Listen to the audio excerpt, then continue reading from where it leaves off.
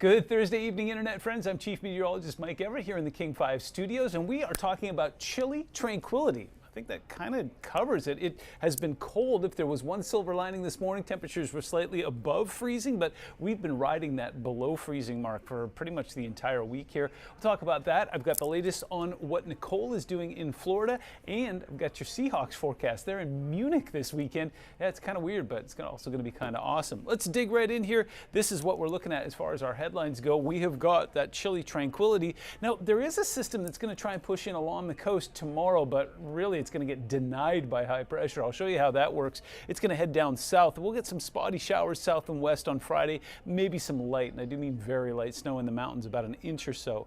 Nice weekend for getting outdoors. In fact, if you got caught off guard last week when that blast of winter weather came in, this is going to be a great weekend for getting out, maybe raking some leaves, or just letting the yard be and getting out enjoying trails while they're still relatively dry out there. I got a chance to get out yesterday and it was wonderful.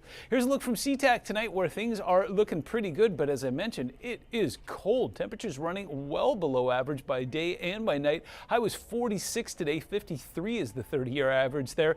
Low of 35 was again above freezing, but still 7 degrees below average, and 35 is cold. So no rain in the gauges today, and if you're wondering if that sunset was early, yeah, it was 4:39. Wow. Low temperatures across the region today kind of straddled that freezing mark. 29 in Bremerton, 30 in Shelton. Meanwhile, out towards the coast, a little bit of offshore flow kept things warmer there than they were inland. High overnight low was 32 in Bellingham, 37 in Mount Vernon, 32 in Chehalis, and 30 in the state capital. So this is Nicole. It's no longer a hurricane. It's a post-tropical low. It made landfall on the east coast of Florida, right near Cape Canaveral. It was about 100 miles south of Cape Canaveral. There was a lot of erosion. There was a lot of boats damaged, but coming in as a Category 1, it didn't really have a major impact on the area. Crossed across the Florida Peninsula there, made another landfall up towards the Panhandle, and that will just deliver a whole lot of rain up the eastern seaboard, possibly converting to snow by the time it gets up towards the north there near Washington and D.C. We'll keep an eye on that. So the Seahawks versus the Buccaneers. It's going to be warmer there than it will be here by about 5 degrees. Now, remember, they're about 9 hours ahead of us, so kickoff will be at 6:30 a.m. our time, 55 degrees when they do that, and then backing off into the upper 40s. Light winds coming in from the east-southeast. I'm giving the advantage to the Seahawks because, well, we're used to that kind of weather. Tampa Bay Buccaneers are not.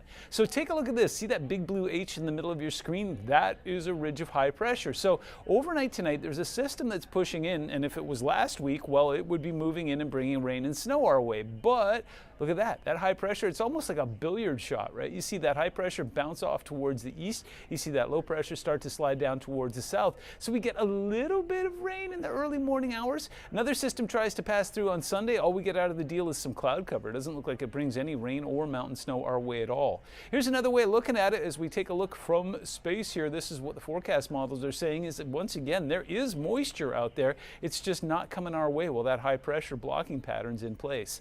So this is 10 a.m. on Friday. I'm expecting some light showers down towards Olympia, Chehalis, along the kind of the southern portion of the I-5 corridor. We'll get some snow up into the Olympics there. Fast forward into the early afternoon, around 2, 3 o'clock, we'll see some snow that'll start flying in the way high elevations of the southern Cascades. So Crystal Mountain, White Pass, Ellensburg could pick up a little bit. Snoqualmie and Stevens will pick up a little as well. But again, we're talking about an inch.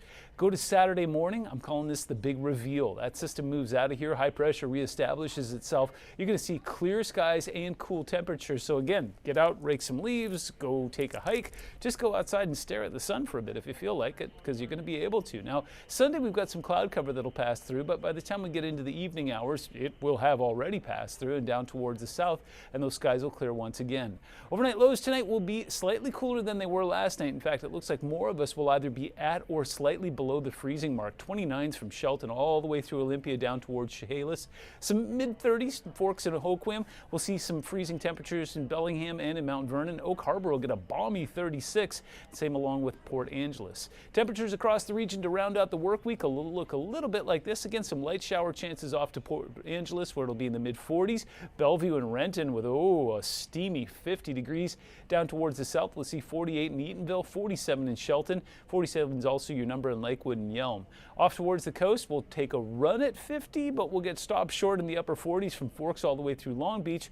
And then then off towards the east. Overnight lows will be in the single digits in some spots, and then only warm up to 32 in places like Omak. 7-day forecast shows your Veterans Day looking pretty good for any festivities or plans you want to get out there, any types of memorials you want to attend. Again, could be some sprinkles, so bring along a hood, but don't expect anything in the way of steady rain. Then we move through the weekend. Again, it's going to be cool. We'll get those sun breaks.